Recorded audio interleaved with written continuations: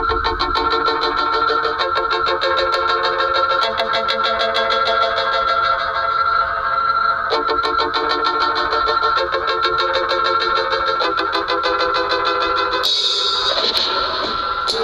the garden, you reap what you sow. The things that you plant are the things you will grow. Providing food, taking care of your needs. Educate yourself, you could even eat the weeds. In the garden, you reap what you sow. The things that you plant are the things you will grow. Providing food, taking care of your needs. Educate yourself, you could even eat the weeds.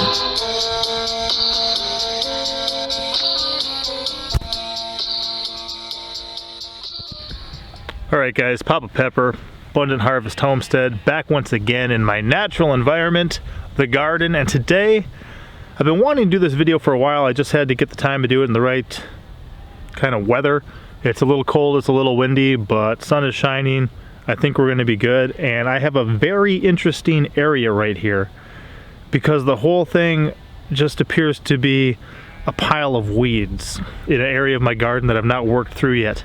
Howsoever, if you really look at the pile of weeds, it is all incredibly healthy, incredibly medicinal, incredibly nutritious, and I just want to take time to show you 4 of these that are in this little cluster here.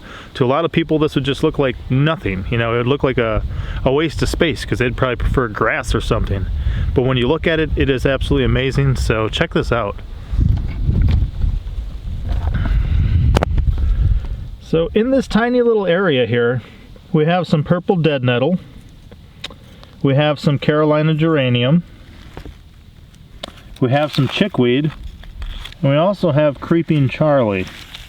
So there may even be other things here that I'm not fully aware of, but I'm just going to give you a little bit of a rundown on a couple of them. So right here, this is going to be creeping Charlie. For me, I consider it to be like if it kind of reminds me of iceberg lettuce in the crunch that it has, but it is super nutritious. It is absolutely amazing. This is one that originally came over from Europe and has been naturalized across the United States. It appears to like moist soil. It can do well in kind of shady areas or out in partial sun. It seems to do okay too. You're going to find it a lot of times in the early spring, or you know, if you're far enough south, in the winter.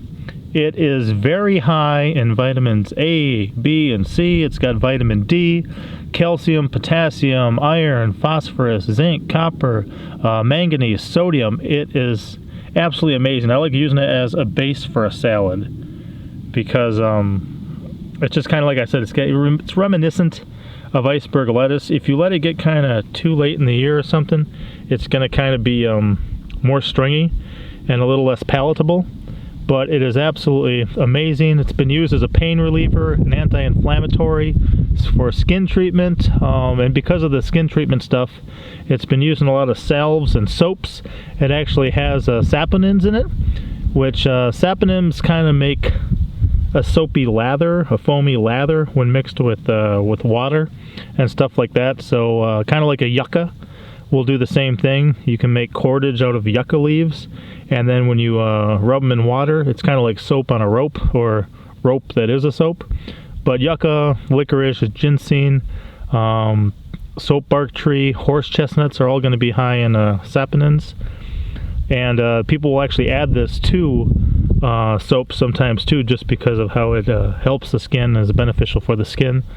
So saponins also emulsify, which help things permeate the cell walls, so they can help with digestion and help people pretty much increase the ability to absorb more minerals and nutrients.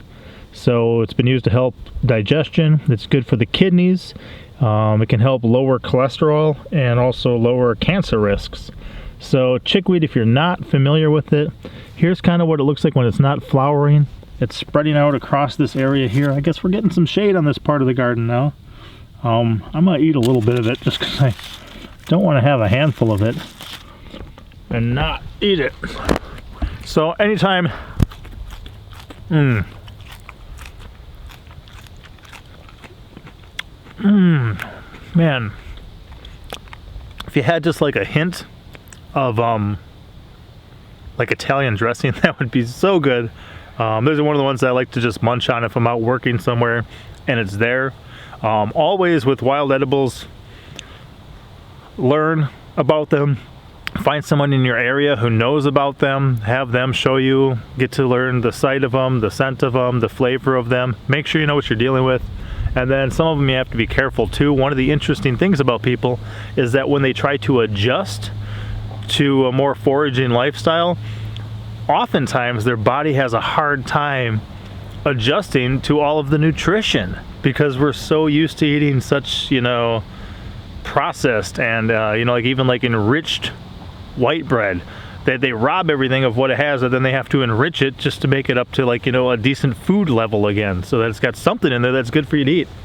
Wow, this is very tasty. And then also, one thing that's going to be common with wild edibles is you're going to find them in waste areas. And basically waste areas, in my opinion, are areas where people have not just been dumping the chemicals on, you know, using their weed killers and, you know, just having a nice grass. So when something gets abandoned, it kind of reverts back to the natural. And you're going to find these in the unkept kind of abandoned lots. I remember once being, I think I was in Iowa, and there was just an abandoned lot in the middle of a city, but it was just the whole thing. I mean, I could run a riding lawnmower across there with a bag on it and almost dump out that bag when I'm done, just put some salad dressing on it, eat it. It was all amazing. But make sure you have a trustworthy source. You know, make sure it's not somewhere something's being dumped or polluted or somebody's, you know, spraying chemicals or stuff like that. So that is chickweed. And check this one out. Here is another one that came over from Europe and has been naturalized. It's going to kind of run all through here. Here's another one. These are some of the leaves of the creeping Charlie, also known as like a ground ivy. Some people call it cat's foot or field balm. So here's a little bit more. You got some little babies there, and it's coming across. But creeping Charlie, I was first introduced to as a tea. A lot of people do not like it because once it gets established, it can be hard to get rid of. And it really does spread a lot. I do not want it up here in the garden area. I actually have some I'm using as a ground cover in a different area of my property. But I'm gonna see if I can get a better focus on this. There, I'll come out in a little bit more sun. But the creeping Charlie is square stemmed. It's a member of the mint family.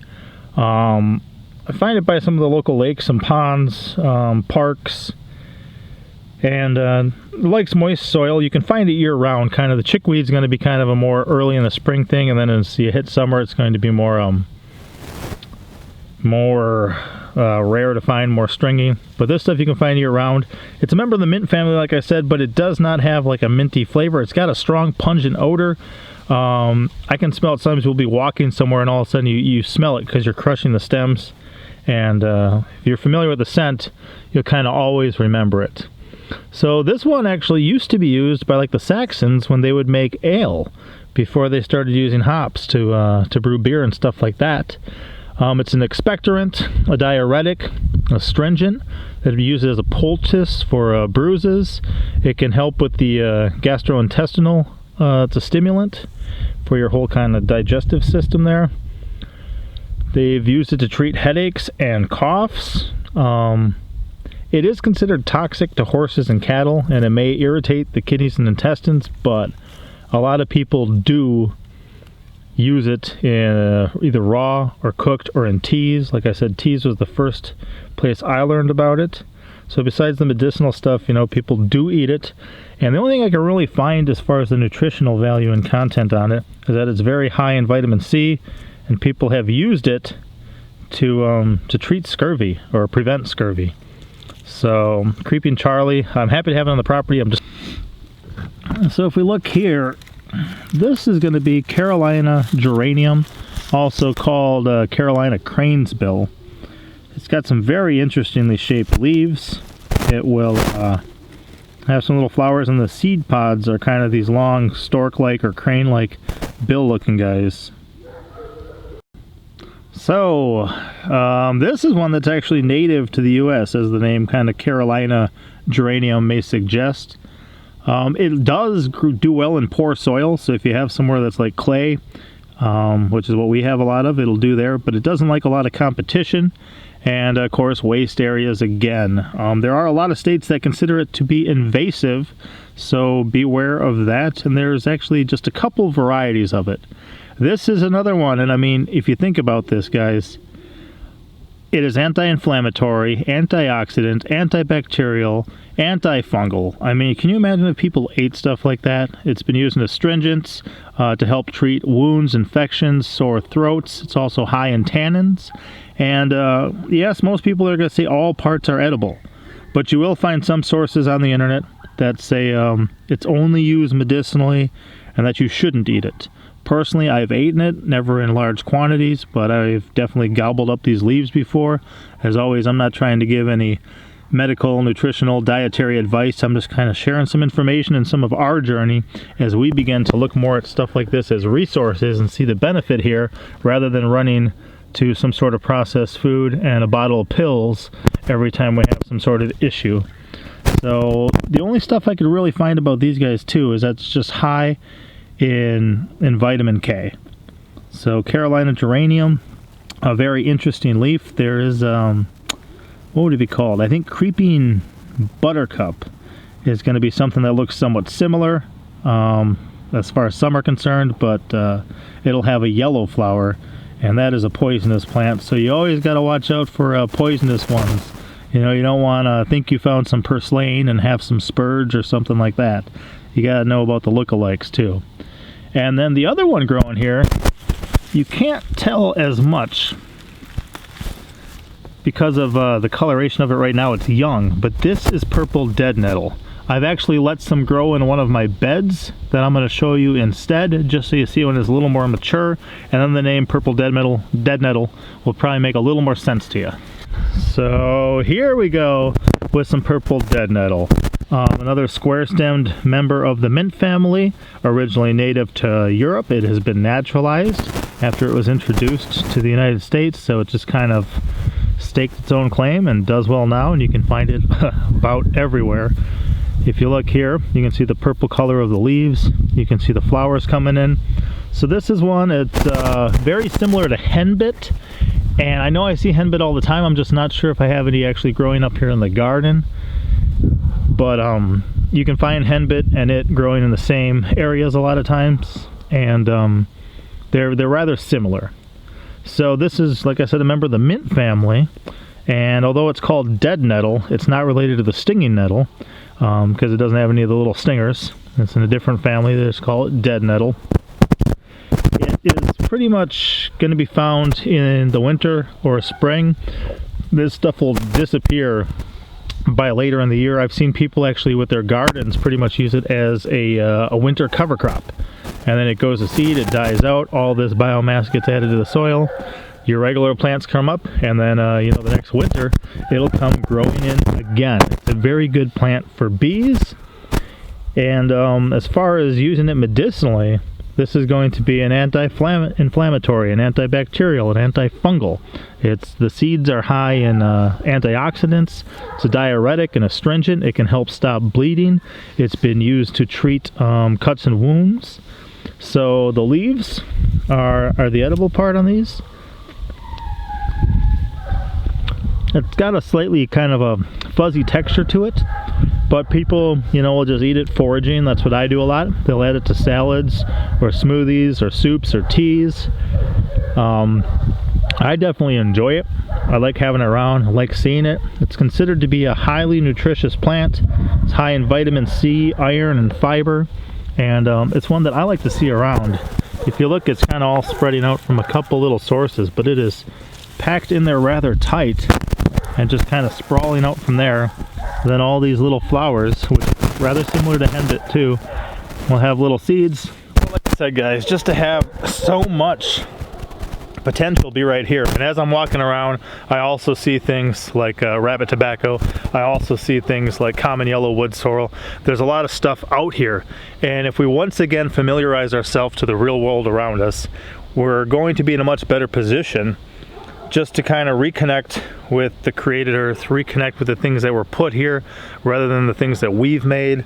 A lot of times this is stuff that's been used for thousands and thousands and thousands of years. A lot of the Native Americans would use this stuff. A lot of the Europeans would use this stuff. That's why they brought it over to the new country. You know, when they moved across the ocean and came here, they brought it with them because that's how much it meant to them. And these days, we just pretty much kill it.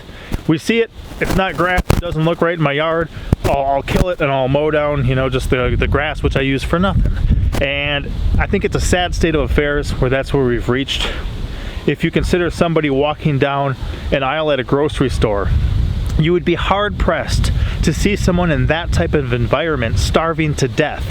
Yet, a lot of people could be out in a lush, green, vibrant, highly nutritious, highly healthy, great for your body environment, and they could starve to death because in this information age, it's like the smartphone has all the information and we're completely ignorant without it.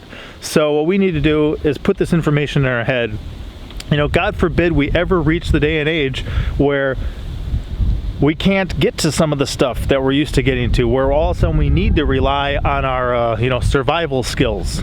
But life is a survival situation. The more information we can put in our heads right now and have, you know, with us, the better it's going to be if we ever do wind up stranded and alone somewhere. Or if we ever do wind up where if you don't want to get the mark of the beast, you got to be able to live without buying or selling. Just some food for thought there, but it's one reason why I've left this area sitting like I have for so long, and one reason why I love the fact that like even my children can be exposed to this stuff from an early age. They can run around, they can love it up, they can be familiar with it their entire lives, and then by the time they have their children, they can pass that information on to it just in case they ever need it. So guys, once you learn about wild edibles too, it's cool because across a lot of the country, where I live here in North America, continent I guess, but United States for country, once you get used to some of them, you can find them almost anywhere. I'm now about 9 hours away from home here in southern Mississippi, and check out this stuff. Henbit, just like in my garden at home. Purple dead nettle, just like in my garden at home. Carolina geranium, just like in my garden at home. Dog poop, I don't have at home. Here's some chickweed, just like in my garden at home. Got dandelion, just like in my garden at home. I mean, all those are essentially edible weeds I already have, you know, growing in my own garden, in my own one. This whole thing too is just edible. You could almost run a lawnmower across here, a bagging lawnmower, dump it out, put some dressing on it, and have a salad. Here we've got cleaver, which we always called stickweed. We take that, you know, throw it, sticks good. It's not very palatable, but it is a good wild edible for sure. Down there, I just saw some curly dock or yellow dock up over there too, so just pretty crazy that once you kind of get used to them in your area. And that's just the stuff I know here, guys. There's probably other things that I don't even know about yet. Guys, here's one for you too, down at the Gulf of Mexico here, Biloxi, Mississippi. But check this out. Alright, there's water, salt water, Carolina geranium, white clover, chickweed, henbit, kind of all sorts of just the regulars. So, I mean, this thing right here, I know there's garbage by it, but that's pretty much a salad. That is awesome. But like I said too, when you have so much that's antibacterial, antioxidant, antiviral, anti-inflammatory, and you're eating it, like there's people who kill this stuff in their yard and then they run to the nearest pharmacy and they buy pills to do all that stuff. It's just, it's interesting, and I'd rather opt out. So hopefully you guys found that beneficial. Like I said, always do your own research. I am not an expert in anything. I just kind of live my life and learn things along the way. So hopefully that blessed some of you. I'll talk to you guys later. Papa out.